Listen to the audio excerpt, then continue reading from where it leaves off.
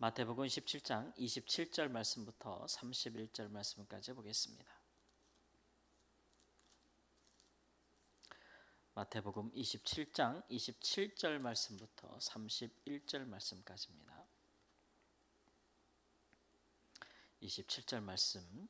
이에 총독의 군병들이 예수를 데리고 관정 안으로 들어가서 온 군대를 그에게로 모으고 그의 옷을 벗기고 홍포를 입히며 가시관을 엮어 그 머리에 씌우고 갈대를 그 오른손에 들리고 그 앞에서 무릎을 꿇고 희롱하여 이르되 유대인의 왕이여 평안할지어다 하며 그에게 침 뱉고 갈대를 빼앗아 그의 머리를 치더라. 희롱을 다한 후 홍포를 벗기고 도로 그의 옷을 입혀 십자가에 못 박으려고 끌고 나가니라. 아멘. 로마의 총독 빌라도는 예수를 사형의 십자가형에 넘겨주면서 물을 떠다가 거기다 손을 씻었습니다. 그리고 나는 이 사람의 죄에 대해서 나는 죄가 없다. 너희가 당하라. 그래서 예수를 거짓으로 고발하는 유대인들에게 모든 책임을 전가한 것이라고 할 수가 있는데, 이런 부분에 대해서는 어찌나 그 유대인들과 한통속인지 모르겠어요. 여러분, 자기가 범한 죄를 물에다가 손을 씻는다고 깨끗해지겠습니까? 이런 식의, 유대인들이 당시에 그랬잖아요. 그래서 뭐 이렇게 손을 잘 씻는 것으로 자기가 거룩해진다고 생각했던 그런 유대인들의 관습을 가지고 있었는데, 아마 로마 총독이니까 또 유대를 다스리니까 이 사람이 그런 관습에 대해서 잘 알고 있었던 모양입니다. 그래서 뭐 겉으로 보면은 그런 대제사장들과 장로들, 이런 유대인들의 어떤 그런 정치적인 압박, 혹시나 내가 예수를 그냥 풀어준다면 이들이 밀란을 일으키지 않을까라는 그런 걱정, 또 그런 염려, 또는 그런 정치적인 계산에 의해서 그가 예수님을 넘겨줬다, 예수님을 사형에 처하도록 그렇게 했다라는 것이, 나는 거기에 대해서 잘못이 없다라고 말할 수는 있어도 그것은 하나의 변명에 불과할 뿐이죠.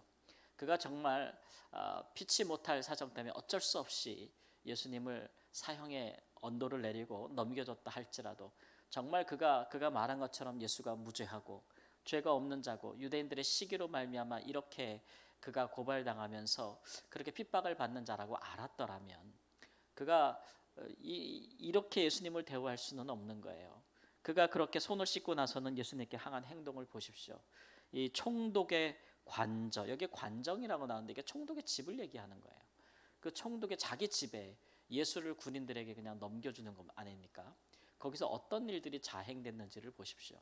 그 총독의 관정 안에, 집 안에 모든 군인들이 다 모여가지고 얼마나 잔인하고 얼마나 또 그렇게 수치스러운 방식으로 예수님을 그렇게 대했는지를 보십시오. 그는 그것을 방관했습니다. 자기의 부하들이 자기가 무죄하다고 여기는 이 사람을 때리고 채찍질하고 옷을 벗기고 또 그의 머리에 가시를 씌우고 또 홍포를 입히면서 희롱하고 그를 때리고 머리를 치고 하는 모든 것들이 이루어지도록 그는 그냥 지켜보고 있었을 뿐이에요. 이런 이 사람이 어떻게 그가 손을 씻는 것으로 물에 자기가 죄가 없다고 말할 수 있겠습니까? 사람의 죄는 이런 식으로 깨끗해지는 것이 아니죠. 그래서 우리의 신앙 고백에도 보면 빌라도에 의해서 십자가에 못 박혀 죽으셨다고 분명하게 증거하고 있지, 빌라도에 대해서 마치 피해자인 것처럼, 빌라도는 유대인들 앞에서 자기가 피해자인 것처럼 코스프레를 했지만 사실은 그는 엄격한 또 아주 잔인한 가해자였고, 이렇게 자기가 무죄하다고 여기는 이 사람을 이렇게 비참하게 죽일 정도로 넘겨줄 정도로 마음이 냉담한 아주 차가운 그런 사람에 불과했다는 것을 우리는 알 수가 있습니다. 성경의 관점은 그렇잖아요. 우리가 야고보 사도가 4장 17절 말씀에 이야기한 것처럼, 야고보서 거기 보면 사람이 선을 행할 줄 알고도 행치 아니하면 죄니라 그랬어요. 빌라도가 그가 진정한 통치자라면 그가 사람을 사형에 처할 수도 있고 풀어줄 수도 있는 권한이 있는 사람인데, 예수가 그가 무죄하다는 것을 그가 알았기에 당연히 그의 권한으로 풀어줘야 되는 거잖아요. 그렇게 뭐 신앙이 있고 안 있고를 떠나서, 하나님을 믿고 안 믿고를 떠나서 한 나라의 한 지역의 통치자가 권성징악, 선을 행하고 악을 벌하는 것이 마땅한 통치자의 본분 아니겠습니까? 그런데 그것을 떠나서 그가 이렇게 한다는 것은 그는 하나님의 앞에 심판에 이를 수밖에 없다. 정말 큰 범죄를 저지르고 있다는 것, 가룟 유다와 다를 바가 없다는 것, 유대인들과 다를 바가 없다는 것을 오늘 보여주고 있는 것이죠. 우리는 이제 이런 부분들에 대해서 생각을 해봐야 됩니다. 왜냐하면 우리가 부름받은 그 자리에서 우리가 선을 행할 수 있고 악을 물리칠 수 있는 자리와 권한이 있음에도 불구하고 우리가 소극적으로 그것에 대해서 침묵한다면, 아무것도 하지 않는다면 그 사람은 사실상 그 죄에서 깨끗한 것이 아니고 사실상 그 죄가 일어나도록 방조하고 있는 거예요. 그러니까 어떤 의미에서는 돕고 있는 거죠. 그런 일들에게는 우리는 크리스찬들에게 허락되어지지 않습니다. 하나님의 말씀은 우리에게 소극적으로 선을 행하라고 가르치지 않아요.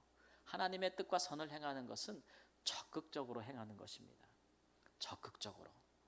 그래서 뭐 우리가 에스더서에서도 보지만 에스더서가 그 유대인들 자기의 민족들이 부당하게 그렇게 권력자의 횡포에 의해서 집단 학살당할 위기에 처했을 때 자신의 안위와 또 자신의 지위와 자신의 생명을 인해서 아무것도 하지 않으려고 하잖아요.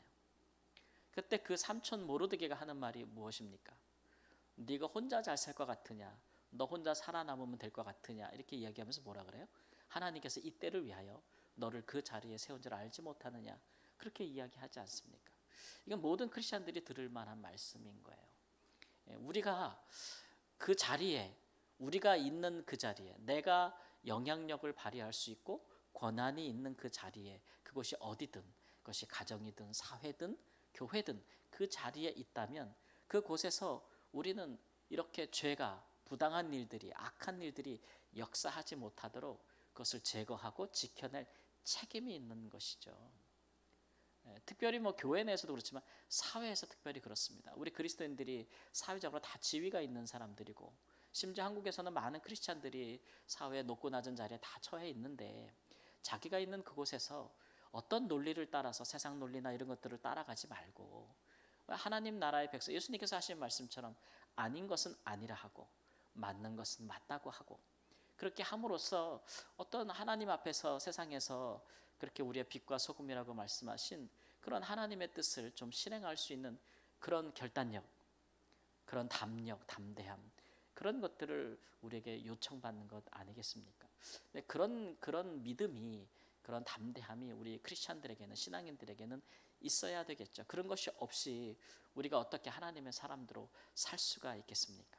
그저 우리 자신의 안위나 그런 것들을 생각해서 그냥 우리가 늘 침묵한다면 그것은 아니죠. 오히려 예수님은 말로보다 행위로 그의 도리를 다 하셨다고 하나님 앞에서 말씀하고 있지 않습니까? 우리 사회에서도 보면은 최근에도 마찬가지지만 온갖 부당하고 부당하고 또 불합리한 것들에 대해서 정말 서슴지 않고 자기의 모든 것을 걸고라도 잘못된 것은 잘못됐고 악한 것은 악하다고, 이렇게 위법한 것은 위법했다고, 불법은 불법이라고 사회적인 양심에 호소하는 사람들도 있어요. 자기의 모든 것을 걸고. 근데 심지어 우리는 하나님을 경외하는 사람들 아니겠습니까? 최근에 우리 올림픽에서 이렇게 금메달을 딴 어떤 여자 선수가 그런 온갖 뭐 여러 가지 잘못된 것들을 참고 견디면서 비로소 말한다고, 금메달 딴 데 이렇게 말하는 것을, 그 사람도 크리스찬인데 이렇게 말하는 것을 볼 수 있는데, 왜냐하면 자기가 이런 것들을 말해도 그동안 계속 말해왔어도 그게 먹히지 않았다는 거죠. 그러니까 자기 생각에 내가 올림픽 나서 금메달을 따면 누가 내 말을 들어줄까? 이런 잘못된 것들이 어떻게 하면 고쳐질 수 있을까? 이런 것들, 그런 것들을 참고, 그래서 금메달을 딴 후에 내 금메달을 딴 그 동기 중에 하나는 분노라고 얘기할 정도로, 그 나이 어린 20대 초반의 선수가 그렇게 하는 것을 보면서 참 안타까웠다. 상황이 그 지경이 되기까지 많은 사회적인 어른들은 도대체 무엇을 하고 있었을까? 선생들은 무엇을 하고 있었을까? 그런 것들이 너무 안타깝잖아요. 그러면서도 한편으로는 이 젊은 이 선수가 그렇게 할 수밖에 없고 모든 것을 건 거예요. 그렇게 할 수밖에 없게끔, 그래도 그 사람이 크리스찬으로서 그런 것들을 자기가 어떻게 바꿔보려고 하는 그런 모든 것을 건 행위가 참 우리를 부끄럽게 한다. 모든 어른들이 당연하다고, 아니면 바꿀 수 없다고, 사람은 안 변한다고, 조직은 변하지 않는다고, 그대로 그냥 그렇게 용인했던 것들을 그렇게 할 수 없다고, 바꿔야 된다고, 그렇게 나오는 이 젊은 사람들의 용기와 담대함이 참 우리들을 부끄럽게 한다, 그런 생각이 들었거든요. 인생이 살아가면서 세상에서 우리가 어떻게 하면 어떻게 용인되고, 좀 어떻게 하면 처세술 같은 거, 또 어떻게 하면 부딪히지 않고, 또 어떻게 하면 장애물이 없이, 어떻게 하면 갈등 없이 그저 편안히 살 수 있을까, 그런 생각만을 하는 것이 우리가 말하는 형통함은 아닐 것이고, 우리는 우리의 말씀과 또 신앙과 또 양심과 그런 것들을 가지고 살아가는 크리스찬들인데, 우리가 살다 보면 부딪히는 것들이 분명히 있고 개선되어지고 반드시 개혁되어야 할 것들이 있을 때, 또 그것을 놓고 아파하며 기도할 때 하나님이 그것을 우리에게 바꾸라고 하신다면, 그런 일들에 대해서 담대하고 강하게 도전할 수 있는 그런 하나님이 될 수 있기를, 크리스찬들이 될 수 있기를 우리 주 예수님의 이름으로 축원합니다. 아멘. 주님, 우리는 약하지만 우리 주님은 강하십니다. 또 내가 너희는 담대하라 하시고 내가 세상을 이기었노라 하셨습니다. 세상의 그 어떤 죄와도 타협하지 않으시고 하나님 십자가로서 승리하신 우리 예수 그리스도를 본받아서 우리의 삶 가운데 우리가 하나님 물리쳐야 할 어둠과 또 하나님 악한 것들에 대해서 타협하거나 굴복하지 아니하게 하시고, 주를 믿고 기도하면서 하나님 우리의 행위로, 또 하나님 그렇게 선한 행실로 하나님께 영광을 돌리면서 우리의 모든 교회가, 모든 믿는 하나님의 백성들이 있는 곳에서 살아있는 살아계신 하나님을 나타내고 보여줄 수 있는 삶을 살도록 도와주시고, 사랑하는 주의 성도들이 하나님 세상에서 살면서 여러 가지 갈등과 어려운 상황에 놓일 때 항상 주님 앞에서 옳은 길을, 또 바른 길을, 합당한 길을 찾아갈 수 있도록 주께서 지혜로 능력으로 함께하여 주시기를 기도합니다. 그렇게 죄와 짝하지 아니하고 거룩함과 선한 역사를 이뤄가고 모든 상황 속에도 선을 행할 능력을 얻을 수 있도록 주여 도와주옵소서. 존귀하신 예수님의 이름으로 기도합니다. 아멘.